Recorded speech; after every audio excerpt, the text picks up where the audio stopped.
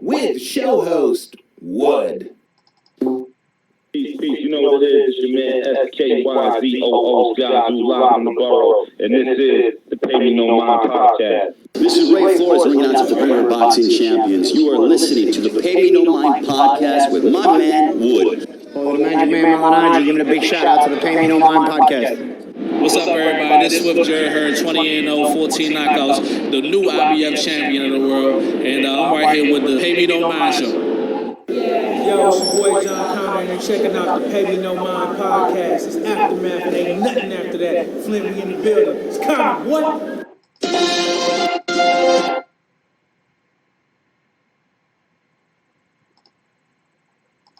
What's good, world?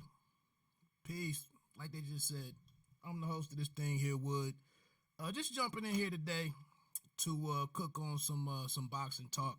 I got a little spare time before I get out and about and start moving for the day, so thought I'd come in and speak my mind on some things. I don't know, man. I'm looking at some of the commentary from this past weekend's big fight. Gervonta Davis winning the WBA lightweight title. I don't know if it's the world, if it's the regular world. I mean, I don't really know how you should refer to it. How you should really. I don't even know. They make this stuff so confusing. But I think if you look at the WBA website, I think he's on there as the regular champion.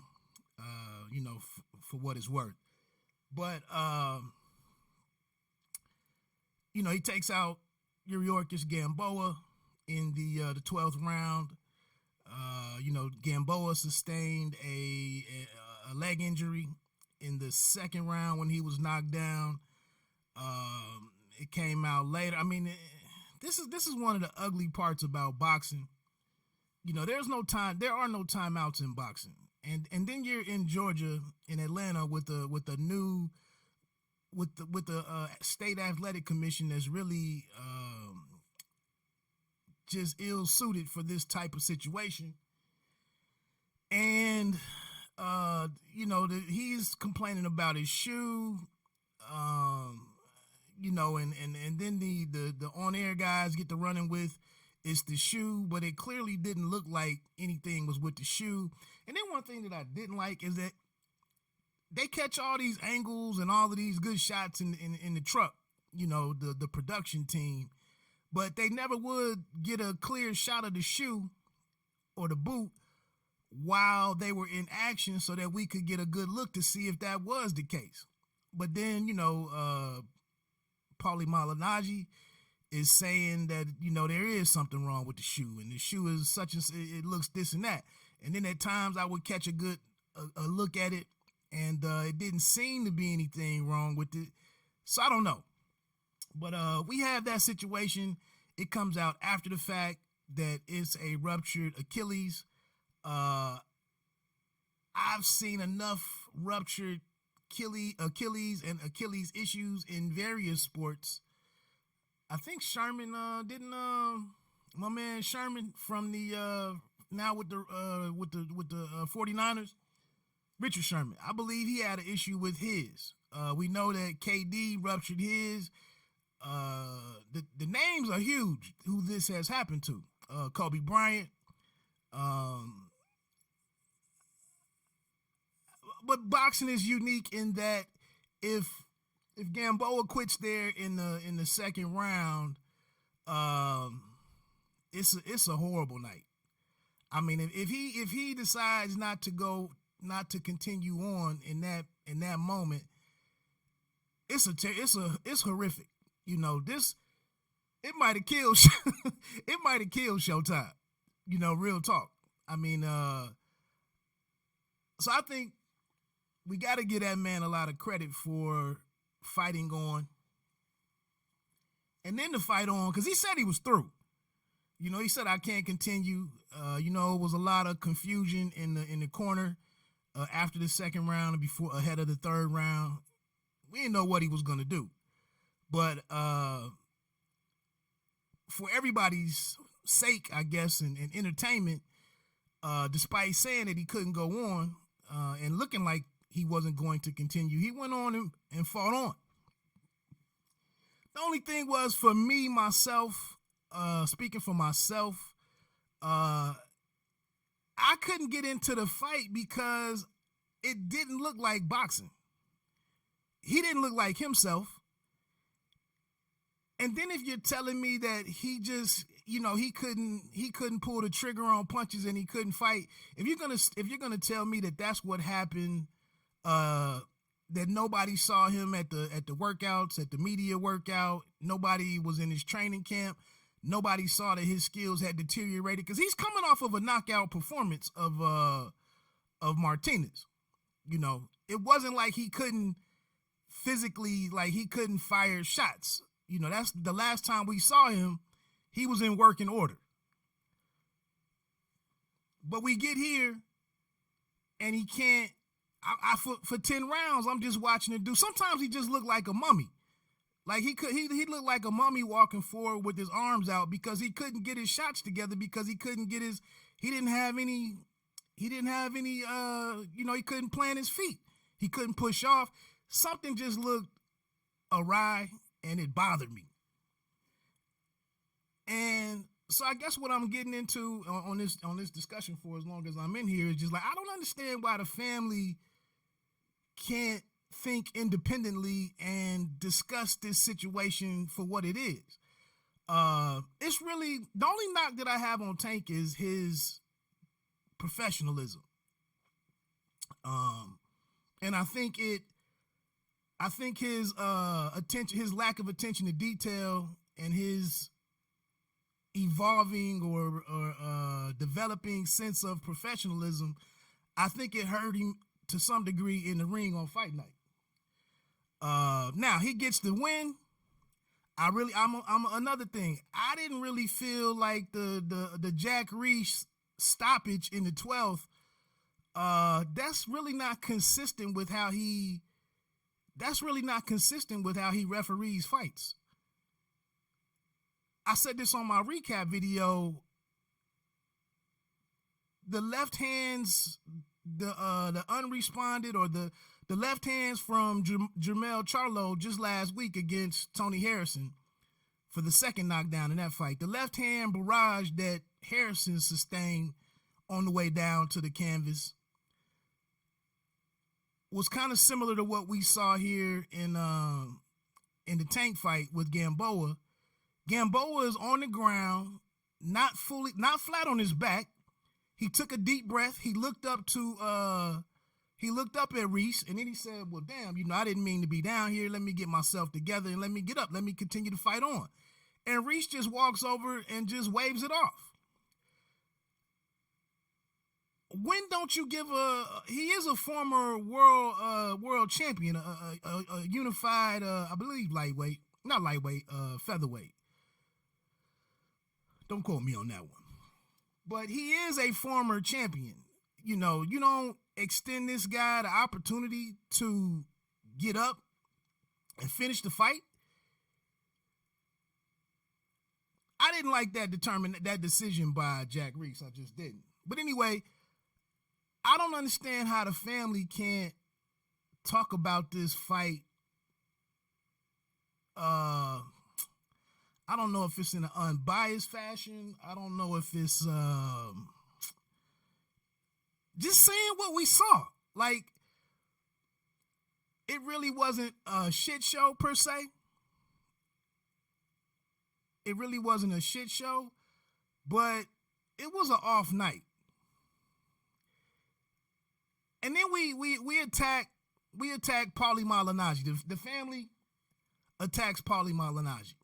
And I think if you ask any of these guys to sit there for 36 rounds, for 3 fights, you know, an opening fight, co-main, and a main. I think if you ask most of these individuals who have to call these fights, I think if you get to the main event and somebody is seeing something that's not quite, that something is a bit off, I think somebody's gonna get a little impatient and talk about it. But us as the family, we can't accept that. But what was Paulie Malignaggi really lying? I mean, if he was lying, then why did we see some of the social media tweets that we saw? Some of the different responses from the guys who know this stuff, from actual fighters. We see Devin Haney weigh in. We see Ryan Garcia weigh in. I guess we just chalk that up to everybody's favorite phrase, clout chasing. I guess that's what we chalk that up to. They're just foolishly or senselessly weighing in on a situation to raise their profile. Or are they watching the fight and talking about what they see, honestly? Like, you don't look so good tonight, bro. And then, so I'm seeing some of the commentary is that this was a great fight. This was a great night. So on and so forth. Man, we need to quit throwing that word great around. It's great that Tank won, that he remained undefeated. It's great that he won the fight. It's great that he picked up a title in another weight class. It's great that he got a stoppage. I can ignore the details along the lines of that stoppage, but that type of stuff is great. But this was not a great fight. If this is a great fight, then what the hell was the fight before it? You don't even have to look to another card to see some differentiation. You can look at the card at the fight right before it, the co-main event right before it was a great boxing fight. That's kind of redundant. That was a great fight. That was great boxing. This fight right here, it has some warts. I don't know how we ignore that. Let me check, make sure I got some. All right. I just wanted to make sure my audio was coming through right, like I see it on the screen. But let's back up, man. And again, I've already saluted Tank for, late in the fight, for finding a way to make it happen. He opened up at the end of the 11th. He dropped him 3 times, 2nd, 8th, and 12th. But he opened up in the 11th, and he continued that in the 12th to get Gamboa out of there. Gamboa, like I said, man, his courageousness, his willingness to fight on saved the night. Especially for a new audience in the people in Atlanta who, probably are going to be less tolerable of an outcome that's not clear cut. you know, and they don't really, they're not known to, or they're known to not really support the Hawks all that well. I think they've been disappointed by the Atlanta Falcons enough. You know, it's a kind of a fragile sports base or fan base for sports there. So I think it's great. Like I said, I got to tip my cap to Gamboa for toughing this thing out. The thing that sucks about boxing is that for various reasons, there's no real, there's really no official, or we don't trust the medical updates that we receive. A lot of this stuff we learn, and that's in the NFL. We got, I want to talk to somebody in the other sports, because I wonder if that's a waiver that you sign for to play in the other leagues or the professional leagues. If it's a waiver that you sign that your medical situation can be disclosed, without your consent or, your specific consent to any particular case. Like as soon as something happens, the teams can start disseminating information about the severity of your injury or the nature of your injury. I wonder if that's what the case is. But in boxing, there is nothing that automatically makes this happen. We really didn't get a clear-cut explanation of what was going on with Devin Haney when he won the vacant title. When he defended it, his first defense of the title. What was that cat's name? Santiago or something like that. But we didn't get any clear-cut information there. He said something in the post-fight interview, and then a few weeks later, we see him on Instagram with the sling on his arm, and then we saw some rumblings about, the title. He was like he was made champion in recess or something coming out of the surgery. But I don't think we really got any details on what the surgery. It was on the shoulder, but I don't think we really heard what it was for. Similarly to the situation right here, we just see reports from a Dan Rayfield. We saw it might have been some photos out there, so on and so forth. But who really, we just haven't been conditioned to really trust medical updates in boxing. So it is what it is. But let me get back, to my issues kind of. When I was in high school, man, or when I was coming up playing sports in school, and this is when the family can't critique or encourage or even speak out on, or raise some questions about what's going on with some of our favorite athletes. We just can't. We don't do this. We can't do this. But when I was in school coming up, the thinking was, if the coach says something to you, say you were loafing a little bit, you clearly weren't giving it your all for whatever reason, and the coach called you out, you would complain a little bit, like, what's he messing with? What's he riding me for? What's he coming at me for? Afterwards, you might talk to one of the other coaches, on the assistant coaches or position coaches or whatever. And sometimes you would get the message, they would tell you, well, that's a good thing. Be concerned when you out here loafing and the coach doesn't say anything to you, because maybe you're not a concern. Maybe you're not a valuable part of the team. If you had a certain level of ability, the coach is going to ride you to get the best out of you because you're a key part of the team winning.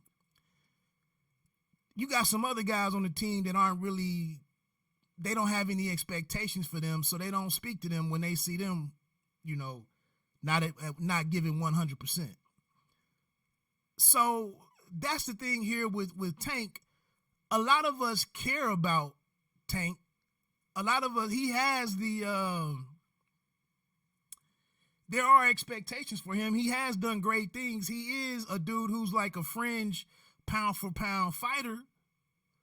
So for me, if I see something not going right, if I see you kind of not failing to live up to the standards that your past performances have set, I'm not just going to speed over that and disregard that. Like, nah, bro. Like, what's going on here? And this isn't to put you down. This isn't to trash Tank. This isn't to say it's a rap for him. This is to say he's a fraud. He was exposed. He's trash. This is none of that. This is just, hey, bro, like, this is a real trend. This is a real pattern that's going on with you, and it's eventually going to catch up with you. A partner of mine texted me, sent me a text and said, I think he called him, maybe he called him a fat ass on Twitter, but then he sent me a text and said that Tank loves the spotlight or something more than the game. And that's what I couldn't disagree. And we have these we can have these kind of honest conversations offline. But to come online and say, hey, you know, bro, I'm trying to rock with you and I'm trying to believe in what it's some of us that are trying to go out here and argue that you can easily take out a Vasily Lomachenko, or that his peers, you know, those cats that are in his class, Garcia, Ryan Garcia, you know, Teofimo Lopez, a Devin Haney, we going life and death online saying who's who.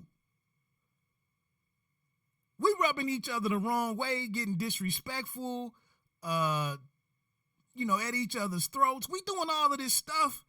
What did my man, what's his name? Tall Charles or Slim Charles? Like, we going to war on a lot of lies out here.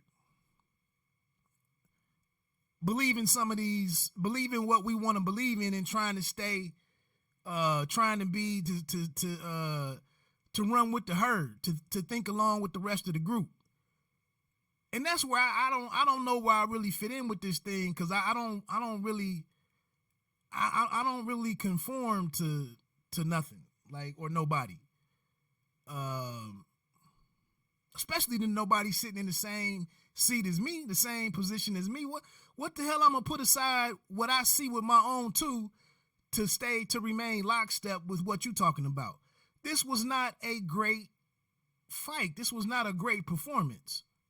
Now, I'm smart enough, I'm wise enough to sit here and look at some of the details of the fight and understand some things. But again,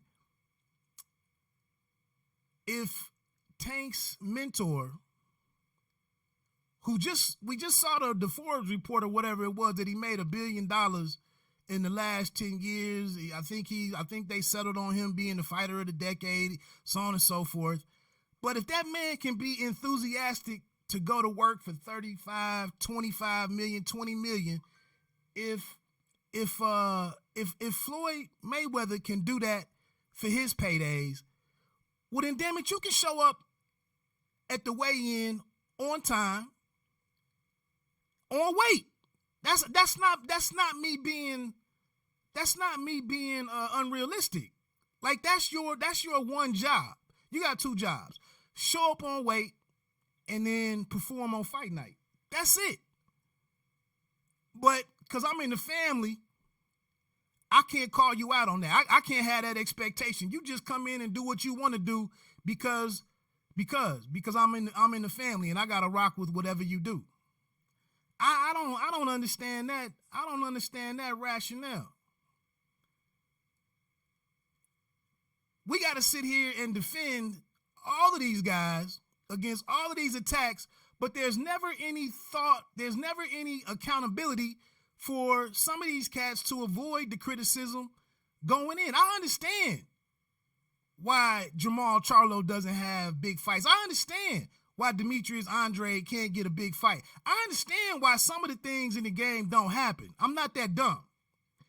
But I don't understand when when a fighter can't take care of his own business. I somewhat understand the situation with Bud Crawford. I understand the situation, the moves, the thinking behind the moves of Errol Spence. I understand a lot of stuff. But it's not really my job to sit here and condone some of the BS. Like, they gave you this special date. They said we're going to feature one of our best assets, one of our best, one of the integral parts of our, of our boxing coverage. What's good, EJ Boxing Live, man? But we say we're gonna give you a special date. We're gonna get you a credible opponent. If you rocked with the Gamboa thing and the age and whatever, him being knocked out, okay. But we're gonna get you a credible opponent. You're going to fight for a world championship in your debut fight at a new weight that should help you out with the weight issues that you have had already. We're gonna put you in a good city.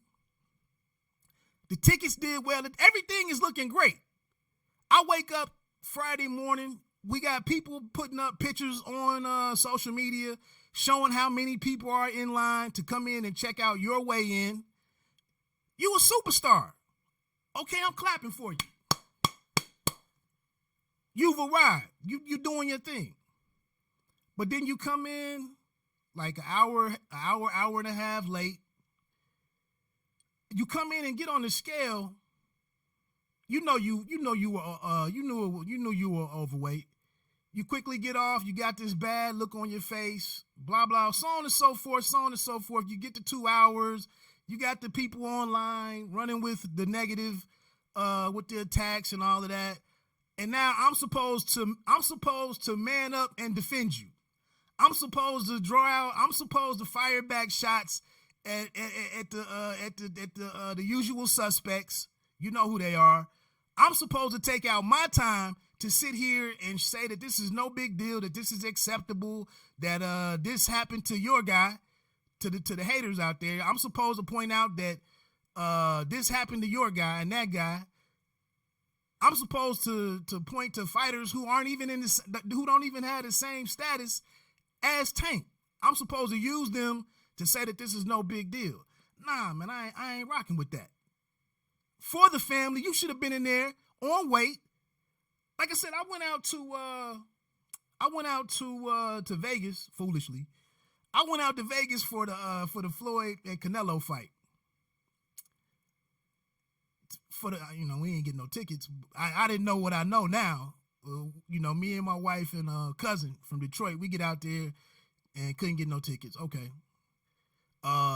Well, actually, the tickets sold out in like a minute online before we even got out there, a month and a half earlier, whatever. But anyway, we get out there and the weigh-in goes down. Floyd shows up full of enthusiasm.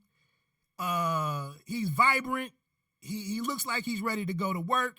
He's upbeat about his night, his moment. I'm getting this big bag. We about to do these great pay-per-view numbers. I got the MGM Grand Garden filled up for my weigh-in. All of these people are in here for me. All of these other fighters and fighters from the past are up on the stage for me. All of this machinery is moving for me. And I'm going to go out here and be a star. I'm gonna live up to the billing. I'm gonna make these people feel good for standing in line to come see me step on a scale. That's what I saw from Floyd.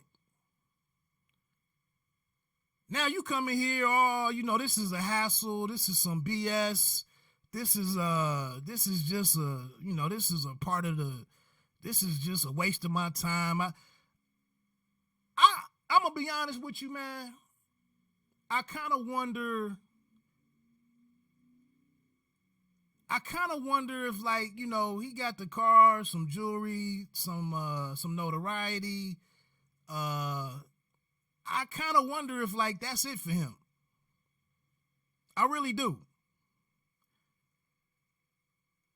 Because if you can't make the connections that, look, I got to come in here. This is like strike number 3 for me. Like I said, man, people don't even really consider Showtime and the people that give you the stage to perform on. They got a lot of resources wrapped up into setting this stage for you to go out here and make your star as big as you possibly can. It's a lot of moving pieces in play to give you this stage.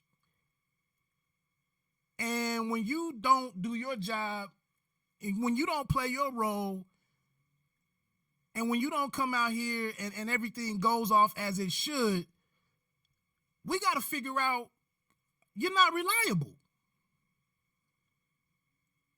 I know this might be like white people stuff, like accountability, reliability, doing your job. I know this might be concepts that are foreign to the family. I get that.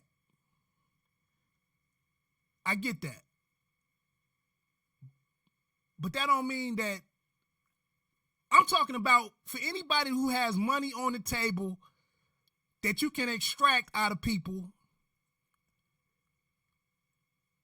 in a good way. It should be a fair exchange of goods and services for the paying customer. I'm not saying you getting over on people.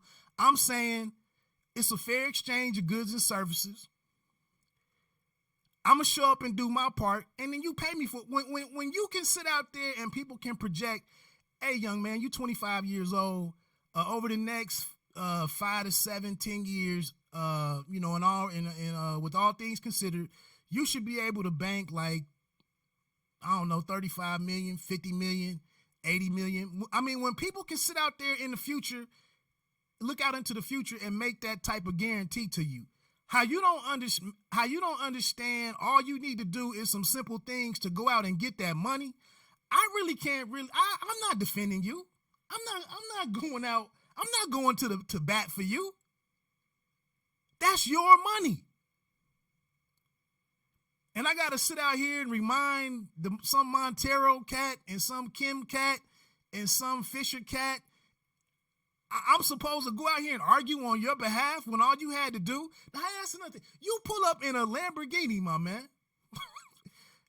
This is what killed me about rolling with the family, conforming to the family.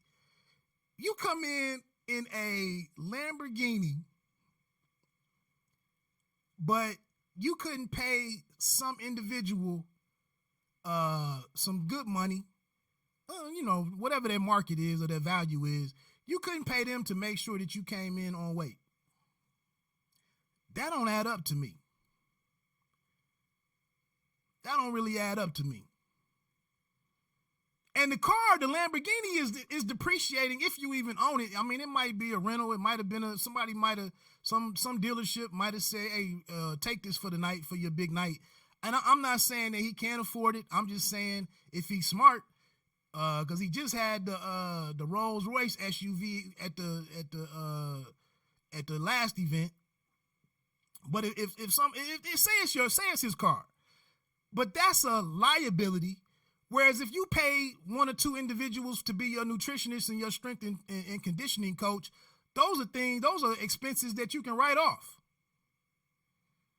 I ain't trying to get all in the man's business and all in his pockets and whatnot, but I just don't understand, and I'm an older dude. I'm 44, so I look at the world a lot differently.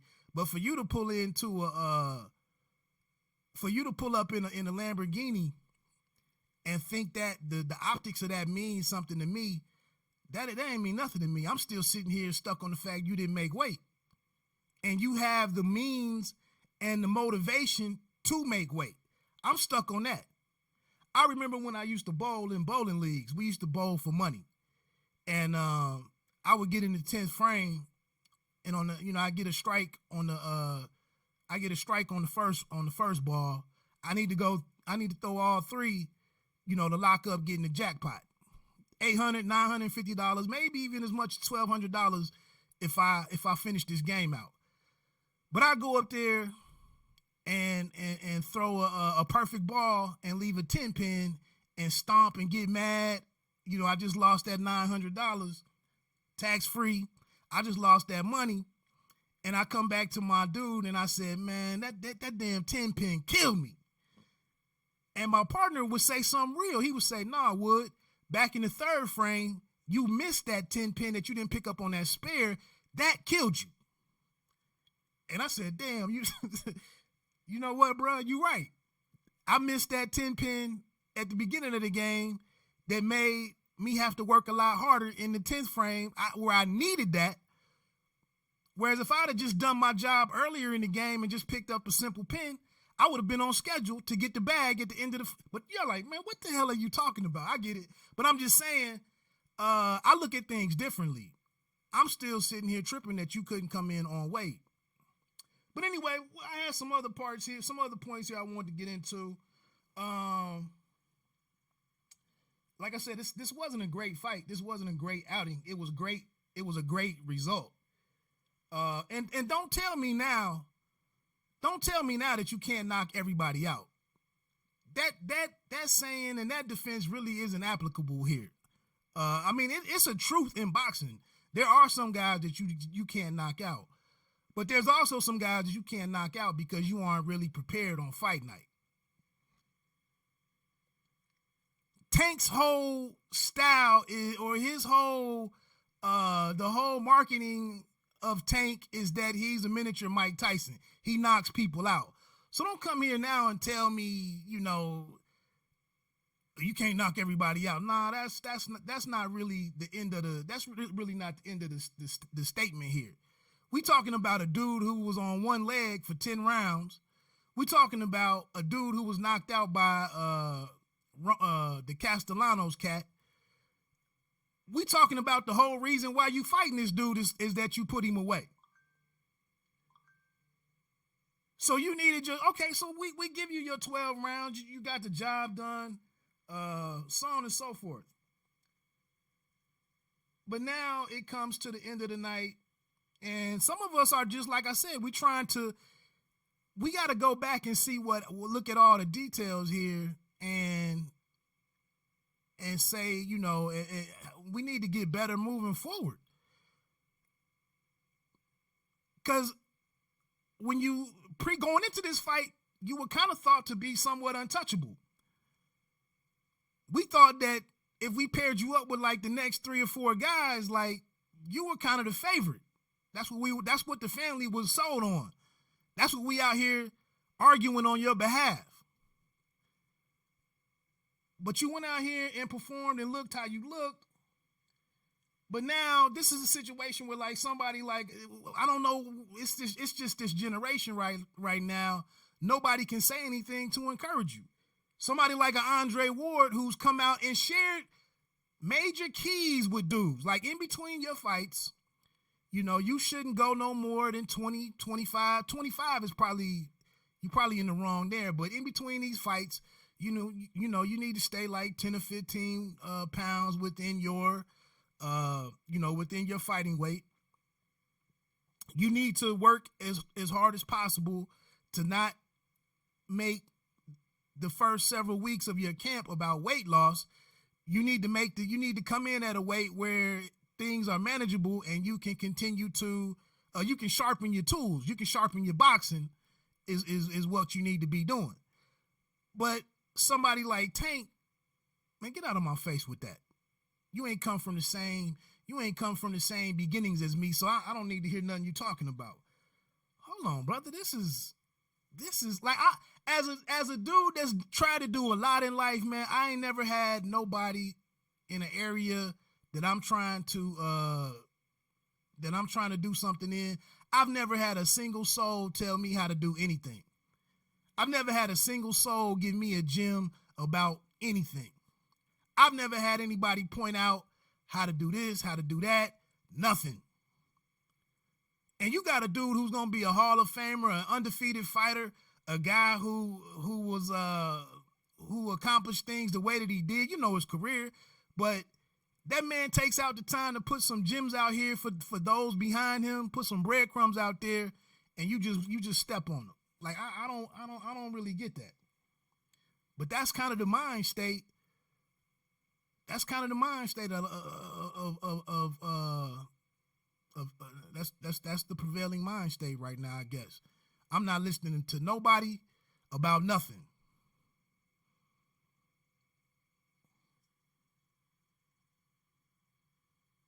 Then I'm listening to some of the other commentary out here on some of these other channels.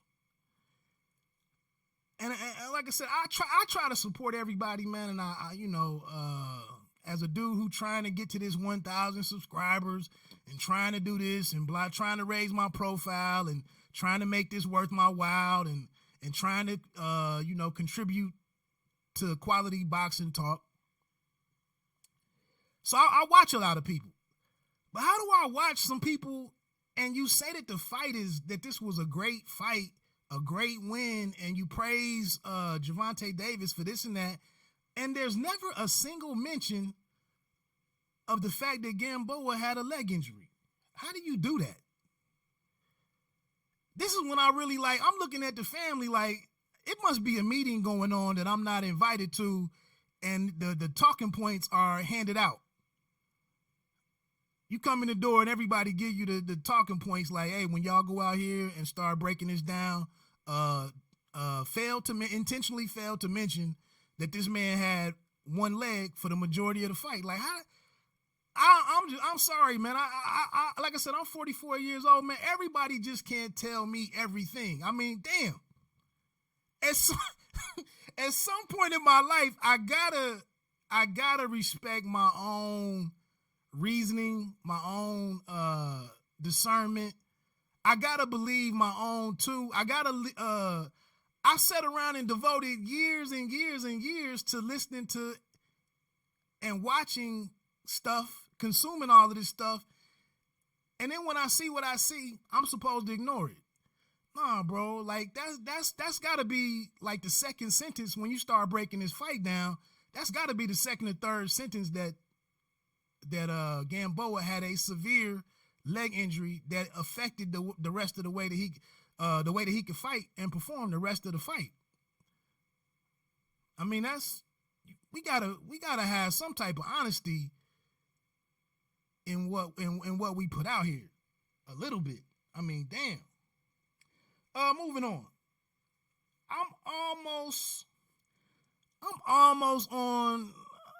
I'm leaning towards, man. I know it was a tough thing for Tevin Farmer.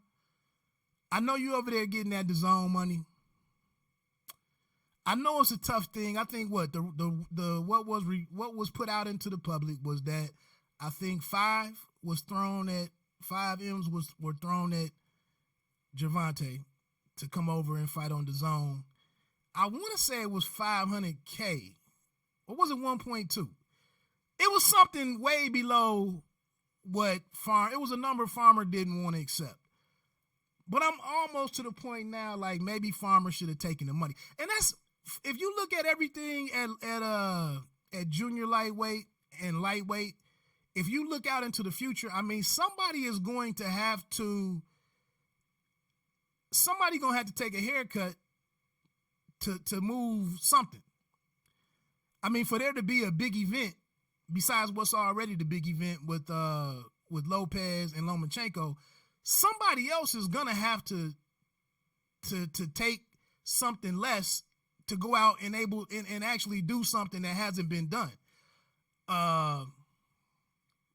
It's just no getting around it. If we look at the WBA, I don't know another individual in this top 15. It's not another fight on there for Gervonta Davis. It's only Ryan Garcia is the fourth dude in there.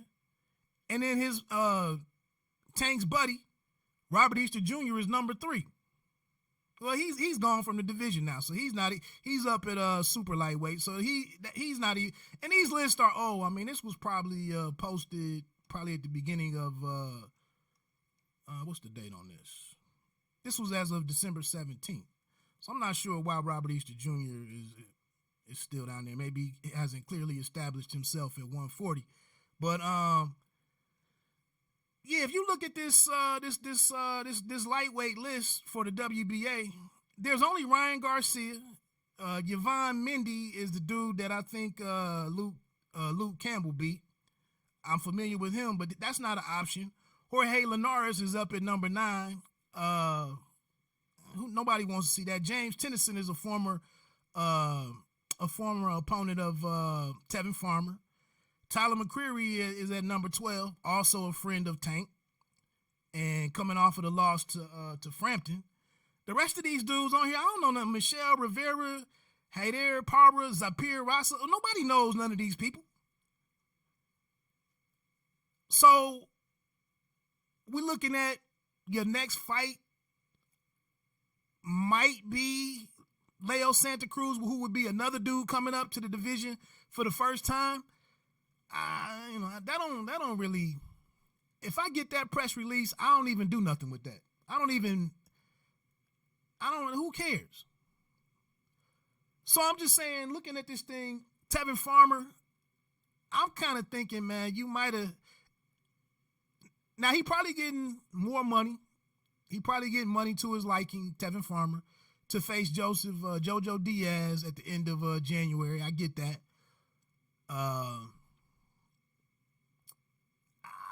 I don't know. I don't know if Jojo loses that fight. I don't know if Jojo can pull it off, but it is a good opponent. It is a good matchup. But I'm just saying, to do something big, to like truly move the needle, and to do something to uplift boxing, and to make a real event, I really think Farmer should have probably just taken the money. The only thing is, where my logic is a little flawed right there, he probably can't go back to, the zone. Eddie Hearn is probably sitting there like, if you come back to me with this L, I really can't do nothing with you in these 4 or 5 losses that you got. And the fact that you're not a power puncher, it really probably, his hands were probably really tied there, not just from the money aspect, but he probably, like I said, if he was to lose that fight and come back home without the belt, it's probably nothing. They got a lot of rebuilding to do after that. So I get it from that perspective. But at the same point, and I say this because a couple of weeks ago, speaking of Jojo Diaz, he was on the Akin Barak show. He was on there and he called in and he said that he had to go. Him and his manager really had to go to war with Golden Boy to get a fight that they wanted. I'm just saying, I mentioned that, and that caught my ear. And of course, this is just his word, but this caught my ear because I don't really see anybody over at I don't really see any fighters on the PBC side. I don't really see any of them really saying what I want to do. Like I don't really see anybody really being vocal. Well, I did. I saw Caleb Plant. I saw Caleb Plant do it. There was one other person that did it. I can't think of who that was at the moment, but I just feel it, and I'm getting ready to mention that in my last point before I get out of here with what Tank Davis is saying the future is for him. He doesn't have anything to say. You just say I'm the cash cow and people want to fight me. Like, if you are what you are, how come you don't say like what you want to do for where I'm trying to take my career?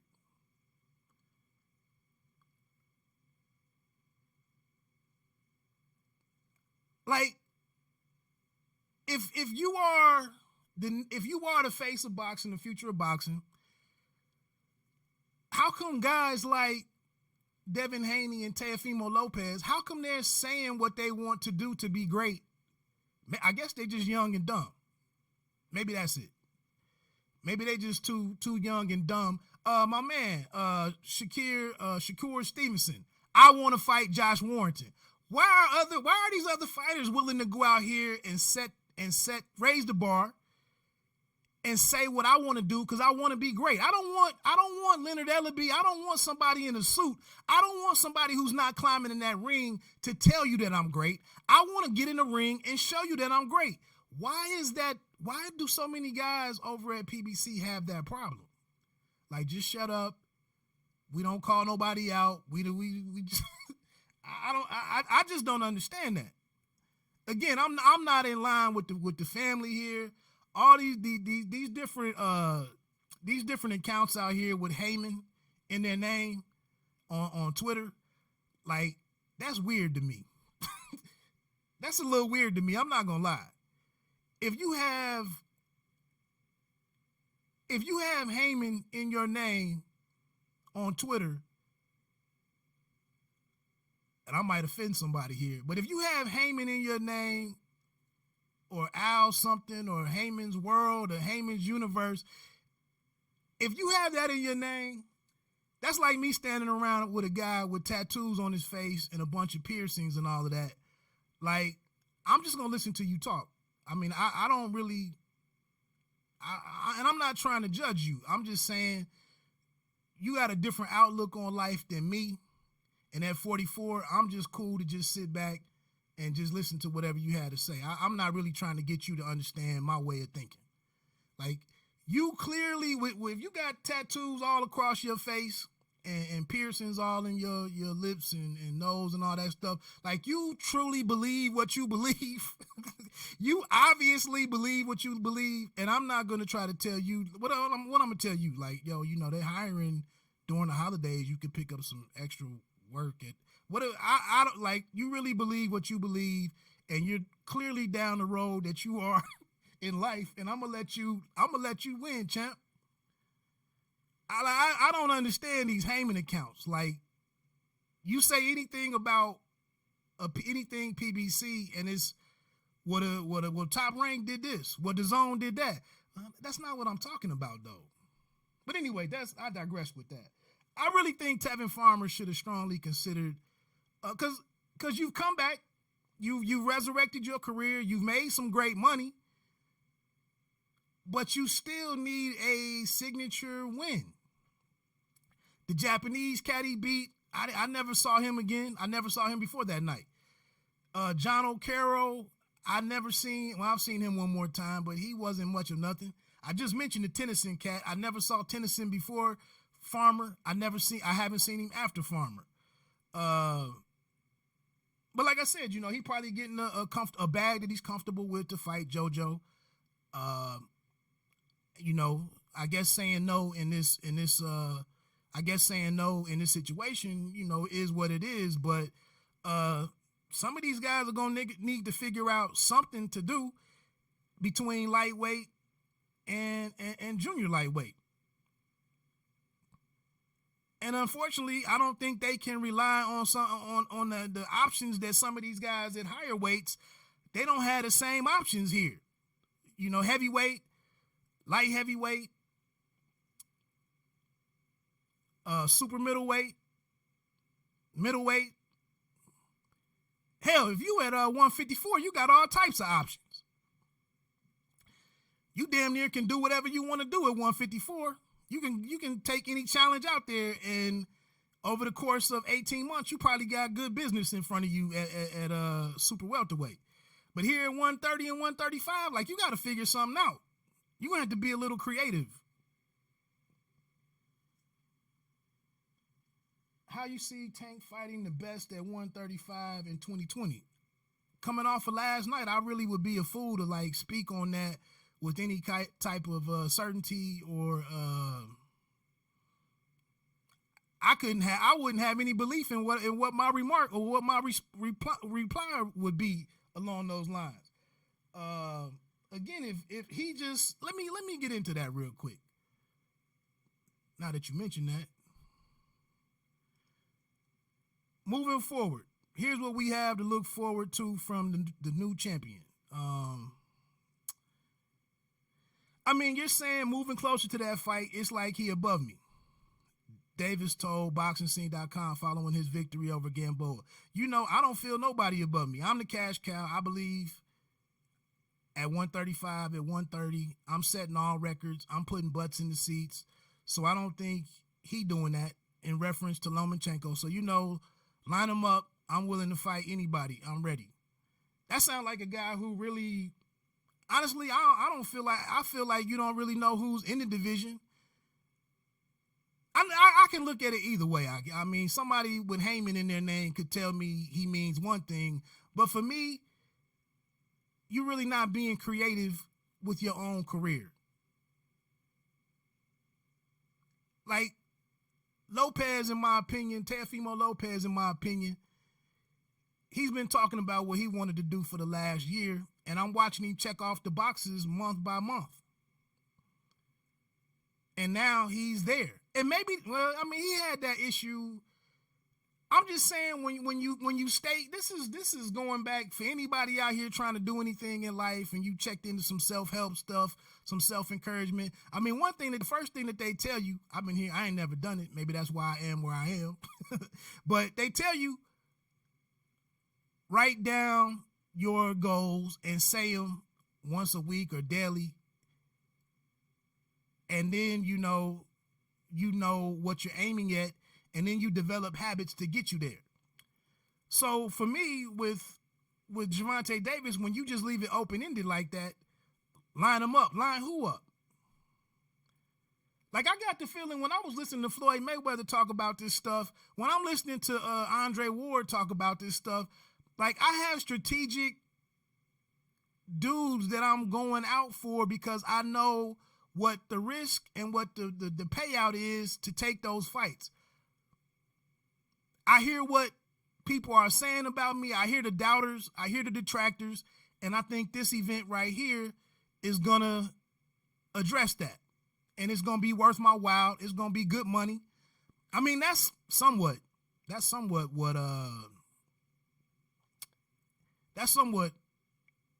Canelo is doing. Like, him and his team are actually out here, like, strategically picking different things, different dudes to go pick off, different accomplishments. It's a theme to every move that they make. I'm just saying right now, I don't know what the hell Jamal Charlo is doing. If we got to keep it balanced, I don't know what the hell Crawford is doing, really, other than just trying to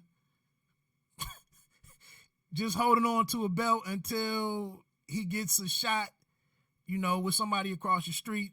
You can say whatever you want with that. Okay, get that. I get that. But I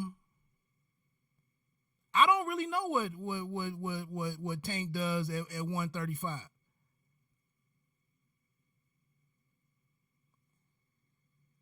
I like to see him. Because I think Tank's target is more Santa Cruz coming up from 130. I think that's more like, that's what the assignment is. Okay, well, I'm running with that. And like I just said, I don't have any interest in that fight. I don't know how hard it would have been. I don't know how Gary Russell Jr. was a softball pitch, but that wasn't good enough for the powers that be.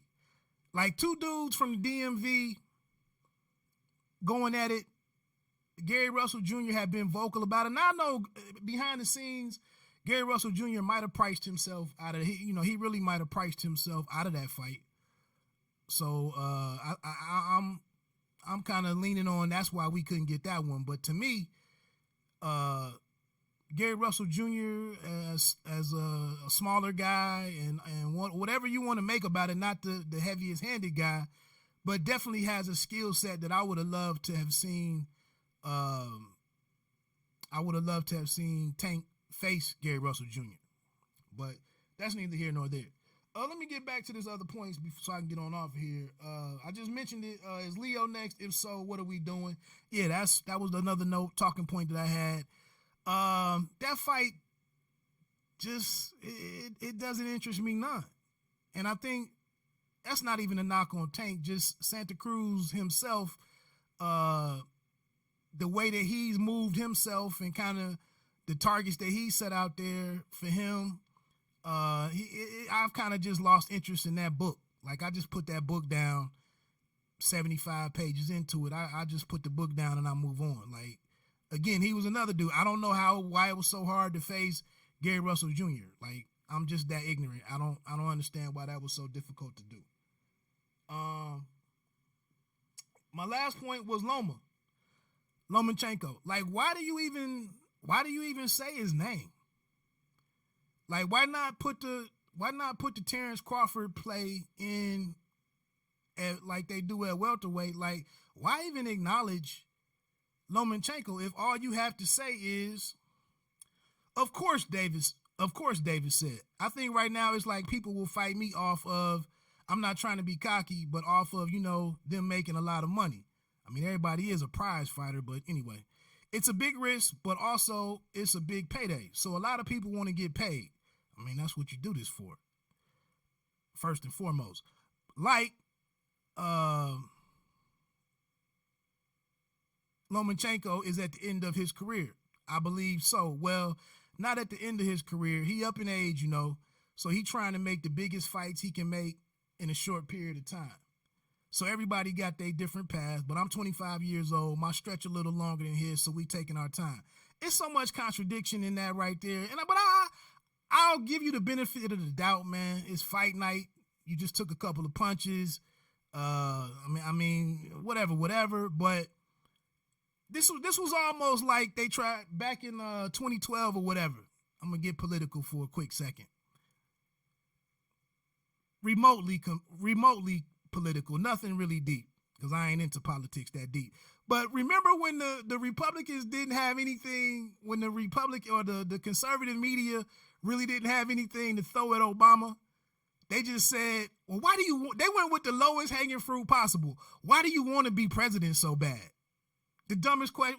What do you think I made? What do you think I threw my hat into the ring for, and I raised all this money, and I got people I said I was going to do something for? What the hell do you mean? Why do who in the race doesn't want to be president bad? But that's what they tried to use it against him. Why do you want to be president so bad? Here with the competition, he's like, why do you want to fight me? Why you want to make money? Why you want to make the most money trying to fight me? That's what we all here to do, bruh. We all here to make the most money and to make the biggest event. It's a big risk, but also it's a big payday. So a lot of people want to get paid. Nah, bro, I'm going to go fight Oliver Flores, number 10. I'm going to go fight him. I'm going to go try to fight him at, I don't even know where the hell Oliver Flores is from. Number 8, Josh O'Reilly. I'm going to go fight him. Christian Baez. I'm going to go fight him at number 7. Jackson Marinez at number 6. I'm going to go over to France and face Yvonne Mendy to make me a little bit of money. I'm going to go over and fight him in Europe and spend more money to make the fight than what I'm going to come back to the States with. That's what I'm going to do. This is why some fighters,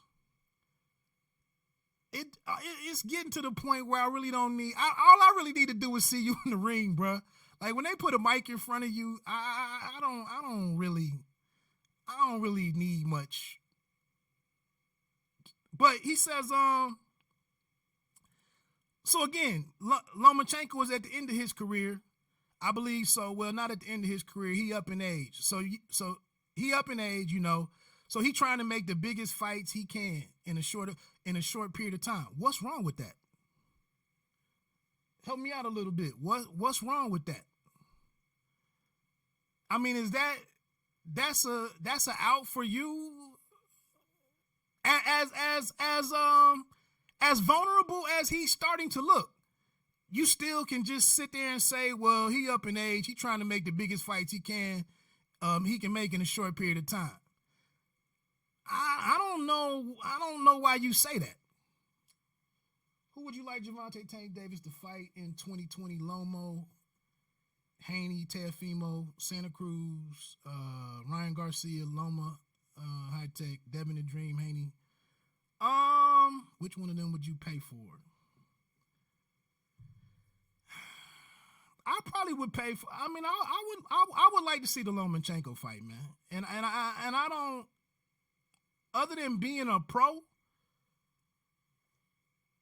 and you know, and all the training that we see from you know, all the Instagram stuff that's shared, and the weird training, the different stuff that Lomachenko does, I just feel like he comes into the fight ready to fight. I don't know if he's my favorite in that matchup. I will say I give Gervonta the benefit of the doubt if you put that name across from him, that he's gonna act right, that he's gonna be committed to camp and come in ready to fight. I do believe that. I guess that's for boxing though. I would say Lomachenko, that fight for boxing, but for my own personal interests, I probably would like to see Gervonta against Teofimo Lopez. Two young dudes, 22 and 25. Some showmanship with both of them. Good punching power from both of them. You got, well, there's no big time Honduran community, but I mean, you can play the different fan bases against one another, I guess.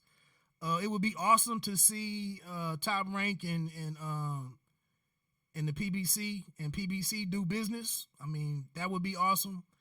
That would be my ideal fight. I would buy that pay-per-view if that's what it had to be. I wouldn't complain about that one too much. If we get to Haney and we get to Ryan Garcia, Ryan Garcia to a lesser extent, it's not a bad fight with Devin and Tank either. Once again though, I think Devin is more about is more professional. I think he's into his money and his car. I think he has a mini SUV from Lamborghini. He's got his jewelry on, his clothing and all, all of that type of stuff. He is into all of that.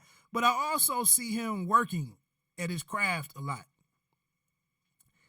He also responds to his father a lot. He also looks up and takes his cues from his father a lot.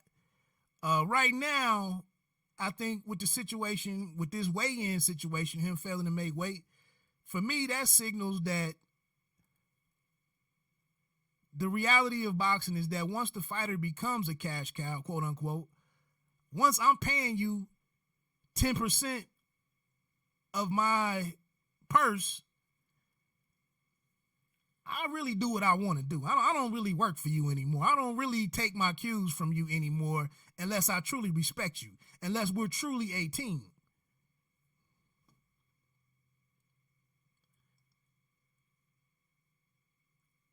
I think that gradually happens. I mean, once a guy starts eating, you can't convince him to get up and be there on time. You can't make him do some extra push-ups. You can't tell him go give you 5 miles. You lose that. That's the same thing with Coach Stafford and Adrian Broner. Like, Coach Stafford is just along for the ride at this point. I haven't talked to Stafford in a while. I haven't ran into him because it's a conversation I want to have. I'm not trying to really record it. It's off the what the hell is the phrase? Off the record.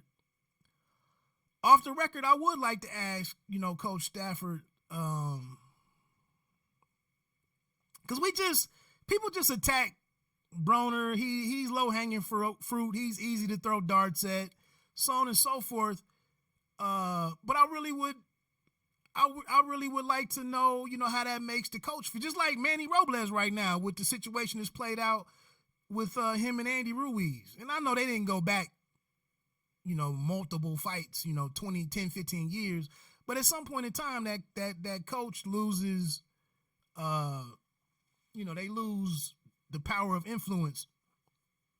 The fighter is no longer that dependent, that reliant on that coach. But yeah, any of those fights are pretty decent. Excuse me. The question is, what's my level of confidence in any of those fights being made? The question is, how confident that that phone calls even happen, that meetings even take place, that, we in a day and age right now. Okay, we got the joint fight coming up. We got the Fox ESPN joint fight coming up with Wilder and Fury. Do PBC fighters show up on one side And do top ranked fighters show up on the other? It's already been confirmed. There's in the main event, there's no cross the street battle or cross the street matchup. But now I'm saying this to say these guys don't even go to each other's fights. It's almost like Crips and Bloods now, or Qs and Gammas, or whatever. I'm not no Greek dude, but Qs and Kappas. It's almost like that now. Like, and Kappas and Qs, I would assume it's not that life and death, or on some HBCU campus somewhere. I'm assuming that, but I'm just saying it's almost now like, they just don't. Bud can't go to I don't think he had. Well, yeah, Bud's not gonna go to Porter's. He didn't show up at Porter's fight, but he's been to all the Mo Hooker's fights. I think they were at the one fight together when we saw the footage in the background and all of that. That might have been Hooker and Ramirez, maybe. But yeah, I don't even have any faith that a conversation is held to even get his fight a chance at being made. So like I said, I feel foolish even looking out trying to look out into the future and say what I think is possible. I mean, it's just where we are right now. What else? I only had like one more point. Where do you want to be? Oh, I already said that. Yeah, that's just my take. That's just my look back at this fight, man. Like I said, all in all, I think Gamboa. I think his toughness, his probably his pride. I mean, he didn't want to go out like that. He didn't want to be stopped by this is a dude who shoved you at the weigh-in and whatnot. This is a dude who wasted your time at the weigh-in, who marred this event with his lack of professionalism. There were numerous boxes to check of why there was a bit of animosity going into this situation. And, like I said, I think he didn't want to be bested by this particular fighter. He did what he could do. And, he was snake bitten, for the most part, and couldn't really perform, but he did what he could. I just think in looking a little bit more closely at Gervonta Davis, in terms of looking at his performance, we've always credited him for being fantastic offensively.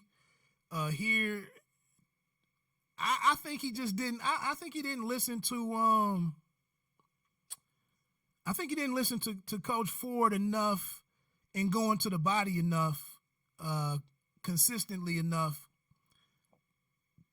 and Gamboa just showed up with a hell of a chin. I mean, that wasn't like what we've seen in the past.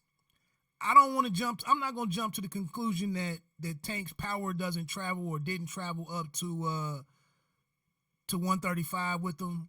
But one thing I think the family, quote unquote, one thing that's pissing me off a little bit with the family, kind of characterizing this the way that some are, that many are, in overlooking the weight issue, the making weight. The more and more you watch boxing and quote unquote cover boxing, the more you start looking at these details. You have to learn from these experiences and start putting them together in how you look at fighters and how you break down fighters, how you analyze fighters. There is something to be said to somebody that's having weight issues, and it's a spectrum of different things that could be going on. But I'm just saying, I don't know how you unconditionally jump behind a guy who's having weight issues, because one, it could be where he's trying to fight at a weight that's not an optimal weight for him, and he's coming in less than full strength, or with his best as his best, the best version of himself. But then there's also, on the other hand, it could be a matter of this guy just really isn't training hard.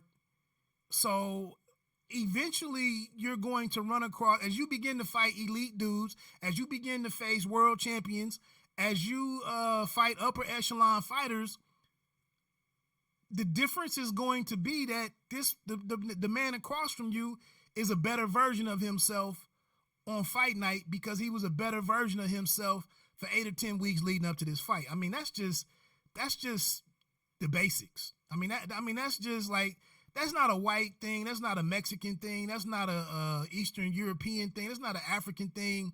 Garbage in, garbage out. It's very simple. It's not about getting into the race game or the race, playing the race card or whatever. Typically, the guy who is more disciplined, is more professional with all the things that you got to be professional about in preparing yourself to go in there for a world title fight. The guy who who stayed on task more so leading up to the fight, he's going to fare better on fight night. That's just how it works out. And so that's just going to continue to be something when I look at any Tank Davis fight.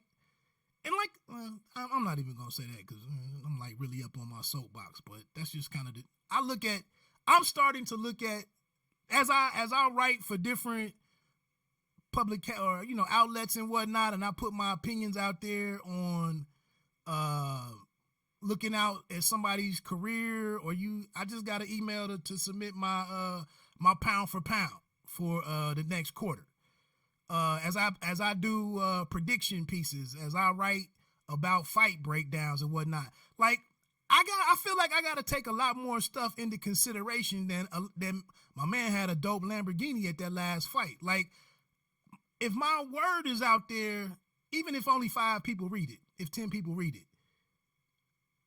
but if I put my name on something, like I got to take a deeper look at this than just being in the barbershop talking into the top of the ceiling.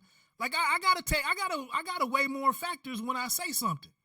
It don't matter if just my mama reads the article. Like, if it's out there and somebody could ever go and Google R.L. Woodson and pull up my articles, and somebody could say, "Hey, bruh, you actually said that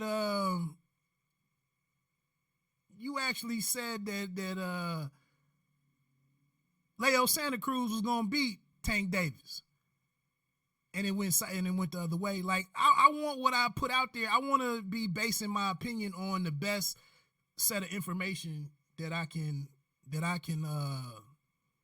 compile. So that's just my concern moving forward to him, man. Like, I'm looking at guys who like set big goals, and then day to day they go out and achieve those things. And I just think right now I'm really not so sure what's going on with Tank. Now, if you want to say Tank the young man, I'm not gonna dig too far down into the comments that his post fight comments that I have a little bit of issue with. That's neither here nor there. But I think, well, I'm not gonna mention that. But the kids that he brought down from Baltimore, the 30 kids or 30 to 40 kids that he brought down, put in hotels, paid all expenses, hosted them at the fight. That's awesome. I saw some people out there, those with the Heymans in their Twitter names and the PBC diehards. Well, why didn't anybody talk about this? Why didn't anybody report on that? Let me tell you why. There was no press release sent out for people to cut and paste, copy and paste, and put an article out there. That's why nobody talked about it. A lot of these sites, a lot of people parading around as something. Like, I'm not a journalist. I'm not a reporter. I just write about boxing, plain and simple. That's what I do. Every once in a while, I get to talk to some real boxing figures, and I do what I can with that. But other than that, I just write about boxing. I'm not a reporter. I'm not a boxing journalist, okay? But it's a lot of sites out there. If you took away the press releases that they put up, and I'm not knocking them, like if that satisfies what you're trying to do, more power to you. But typically, a lot of these sites, they send, these various promoters or PR people, they send you a press release. You use the title that they gave you. You use the picture that they included in the press release, and you throw it up on your website. So Tank's people, they didn't send out any press release on this, so nobody wrote any goodwill piece on what young Gervonta is doing. As simple as that. Nobody playing favorites. Nobody holding him back. Nobody trying to sully his name. Nobody trying to exploit him. Nothing like that. There was no... Now, another thing, there was no post-fight press release, which pissed me off a little bit, because I didn't get any pictures for, I didn't have access to any photos for the undercard, the Malik Hawkins and Darn Price fight, or the phenomenal fight, the great fight between Jean Pascal and Badou Jack. No pictures. What the hell was going on that here again? And this is what I'm talking about when we talk about professionalism. You talking about being a future pay-per-view darling, a future face of boxing, so on and so forth. All of these superlatives being assigned to you, but your people on the back end, they didn't do what they were supposed to do. Now my thing is like, hey, you could have paid for me to be you could have hosted me down there. I could have did a little fight right up, gathered some pictures from the photographers that were ringside, and got something out there. And I'm saying this to say, because a lot of people are just relying on press releases, I don't think there's as much coverage of this fight on some of the sites that normally will put up those press releases. I'm not really taking shots right here, but I'm just saying I think there's less exposure for the event because press releases weren't put out there. That's really all I'm saying. And not everybody talking about I'm media, I'm boxing reporter, I'm boxing writer. Not everybody is motivated enough to really go out there to, one, do a good job, and then secondly, to actually take the time to do it. Me personally, for this fight, just because the college football games were on, I was really thinking about just doing and plus I wrote like 3 or 4 articles earlier in, like Friday, over Thursday and Friday or something. I wrote 3 or 4 articles. So I kind of was burnt out on it. I was really just going to do maybe a quick paragraph and then a photo gallery. That's kind of how I was approaching it, to be honest with you, to keep it funky. But look, man, I've been on here for quite a bit of time. I do appreciate my man EJ Boxing Live. I have been checking out some of your content, bro. EJ Boxing Live. I have watched a couple of your videos. I'll be honest, man, I'm always a little apprehensive to engage in the coverage of others and the platforms of others. But with you coming on and making some comments on and extending the conversation over here, on my live stream, I appreciate that 1,000%. And the next time I see you on, I feel comfortable with coming over and making sure I support your channel with some real engagement. That's what this thing is really about. At the end of the day, if we making it worth everybody's time, it's real engagement with one another. So those 1, 2, 3, 4, those 4 questions, in the live chat, I appreciate that 3,000%. And, other than that, man, not much going on in the schedule coming up. There is this Japanese this card in Japan that's out there, I guess, for New Year's Eve, I believe. I don't think I'm really gonna look into it too much unless like a easy access stream kind of like comes across, unless I come across an easy way to watch it, I'll check it out. I will say the card last, what was that, last Friday? Yeah. Last Friday morning, that joint from Japan with M. Thalani, Kenshiro, Murata, the Murata and Butler card. I will say, man, that was some damn good boxing. Chocolatito was on there and, working his way back. So again, when I'm talking about family, I'm not the dude over here talking about like 3 boxers, man. Like I've really enjoyed being able to take advantage of the opportunity to watch a lot more boxing, to learn a lot about a lot of different weight classes, to learn about a lot of different fighters internationally that I respect the professionalism. I respect the attention to detail in terms of getting better at their craft. I enjoy great boxing, and it doesn't have to be just 2 or 3 different individuals. And so I would just encourage people, if you really love boxing, if you really like the sport, expand your horizons and where you seek out different markets, different types of different fighters, different weight classes. Like, I don't get too frustrated with the stuff up at the heavyweight, the log jam up there. I don't get too disheartened with what's going on at middleweight. And some of the frustration with the Crawford and a Errol Spence Jr. not happening, or I don't get too concerned with all of that. There are like 4 other divisions where good action is going on. I don't know, and that's the thing.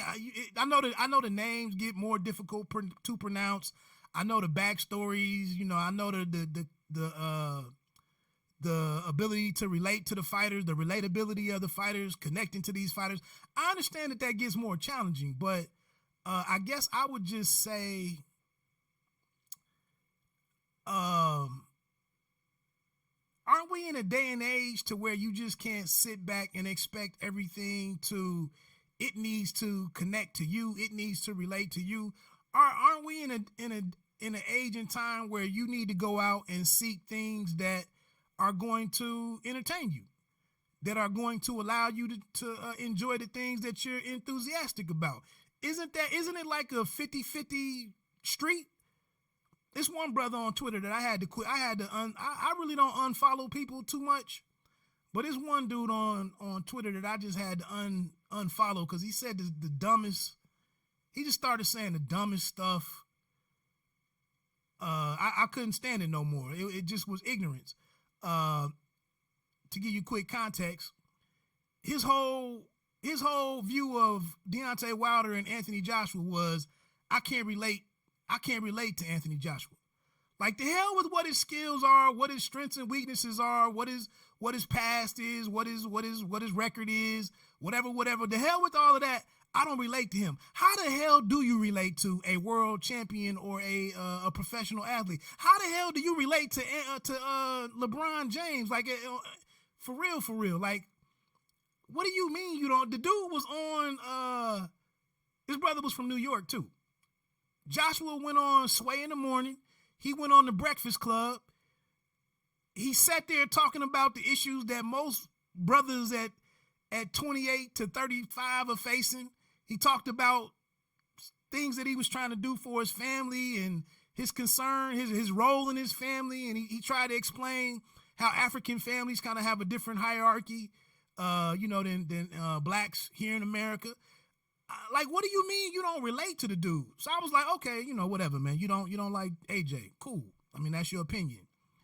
But then where I had to unfollow, bro, was as soon as Naoya Inoue had the awesome fight, the great fight with Nonino Donaire, a fight that I didn't even think was going to be that great. As soon as my man wins the fight, dude pops up on the timeline with, Top Rank announced that they were going to bring him here for fights in the U.S. The dude comes out and tweets, how am I going to it's good that he's coming here, but how can I relate to Naoya Inoue? My man, like, what Japanese people in New York do you sit around and interact with? Like, who are you reaching out to learn something about to relate to them? Like, they got to relate to you. They got to understand everything about you and what your preferences and tastes are. That's the relationship. Like, he's a freaking international boxing champion. He's a star in his homeland. You don't need to relate to him. Does the man step in the ring and give 100%? Does he come in on weight? Has he went up multiple divisions and earned titles and fought champions and had highlight knockouts? And is he doing his primary job? That's my whole question. Is he doing his primary job? Being a good fighter. That's you. The relationship starts there. How do I relate to him? Asking a dumbass question. How am I going to relate to him? I guess you're not going to relate to him, bro. That's what you're really saying. You're not asking the question. You're pretty much effectively stating that you have no interest in getting to know this dude who is, popping up on pound for pound lists. You're just going to ignore him because he happens to not speak English and because he comes from another country. Okay. Good for you. If he continues to fight good fights, I'm going to check my man out and see what he is and see what he's about. Well, anyway, my name is R.L. Woodson. You can call me Wood. Like I said, you can check me out at www.overtimeheroics.net. New boxing team over there has been assembled and is putting out content. You can also check me out at roundbyroundboxing.com. I've been over there for a couple of years. I write when I can. I write when I get the opportunity. But you can check my writer page out at R.L. Woodson, and then you can also check me out in my own kitchen, www.bitedownboxing.com. Again, I'm just one man. It's a pretty vast sport. I try to stay away from the press releases, so no, I may not write something every day. I might not get up 3 posts per week. But, I do what I can over there, and your visits to the page would be greatly appreciated. Of course, you can always check me out here at the Pay Me No Mind Sports and Entertainment Channel, the home of Bite Down Boxing. Let me get ready to get on out of here again, man. Bite Down Boxing, don't let them count you out. Pay Me No Mind Sports and Entertainment. You don't have to be great to start, but you have to start to be great. 1.